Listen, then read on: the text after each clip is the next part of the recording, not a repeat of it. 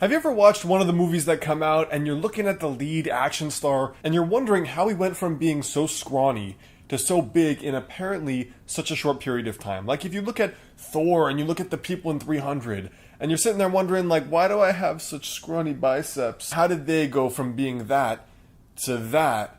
Well, in this video, let's talk about 5 case studies from the big screens and how these guys in particular ended up gaining weight so quickly.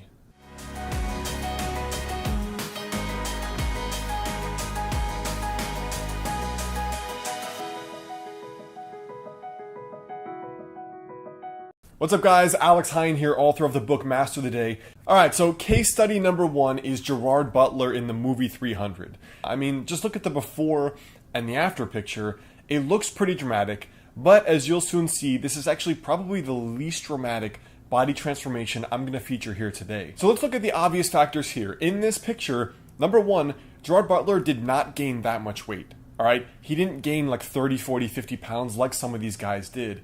And he mostly actually just cut. So he cut a lot of weight. There was makeup used in the movie to even highlight the shadows on people's abs. And he got pumped up before a lot of the fight scenes where he had to be, the charismatic, muscular dude. Now, there's even a saying in the fitness community that losing fat or getting cut appears to add 20 pounds of muscle. Now, this is kind of like an anecdotal thing, but you can take the guy at the same weight, a person at the same weight, male or female. When they lose body fat, the definition itself can make a person look incredible. The second case study here is Chris Hemsworth in the movie Thor. Now obviously, before he looked like this, he wasn't a thin dude, but he was an average body weight, and after, he was truly massive. Like this is a big, dramatic transformation where Chris actually gained a lot of weight for this role. Now here's a direct quote from an interview with him on how he bulked up when he said, "I feel as if I've been busy. But all I've been doing is eating all day. Eating when you're not hungry and taking in that amount of food is exhausting." So number 1, we know he was eating kind of like a bodybuilding type meal plan, which was every 2 to 3 hours, typically rice, broccoli, and chicken. His workouts, on the other hand, were typical also bodybuilding splits. So for example, on Monday he'd do chest for 6 to 12 sets, Tuesday back, Wednesday arms, Thursday legs, and then Friday shoulders and abs. So for Chris Hemsworth, it was hammering down tons of food and typical bodybuilding splits. Now what about Mark Wahlberg in the movie Pain and Gain? So Mark Wahlberg, first of all, was already a weightlifter. He's already a big dude that obviously stays consistent in the gym. You can see between movies, he's already fit and he stays pretty big. Now, he got a lot bigger for the movie Pain and Gain, and this is a direct quote from what he was doing.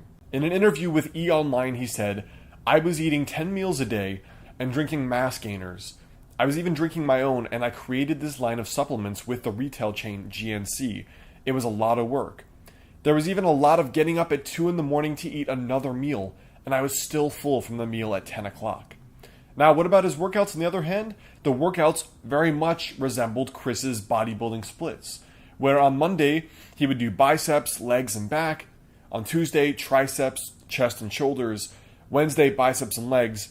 Thursday and Friday off, and then Saturday and Sunday, biceps, legs, back, and triceps, chest, shoulders. So his secret was hammering down a disgusting amount of food, as well as typical bodybuilding splits and a lot of volume.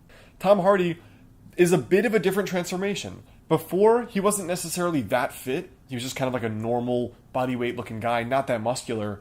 For Bane, he had to gain the weight in a short period of time, so what we see that's different here is that he also gained a lot of fat. Now, with Bane's character is kind of in the shadows a lot, and the way he's done, he's not like a super ripped villain, but he's just a big dude. And in an interview, Tom Hardy said, "For the movie Bronson, I put on about 7 pounds a week with no steroids. In the end, I'd put on about 2.5 stone by eating chicken and rice, which was my staple diet throughout the day. Then I'd have pizza, Haagen-Dazs, and Coca-Cola. So not good stuff, but I had to put the weight on."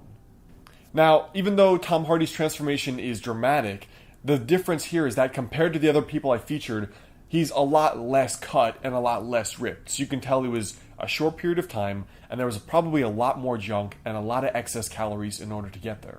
Now the 5th transformation here is Christian Bale going from the movie The Machinist all the way to Batman.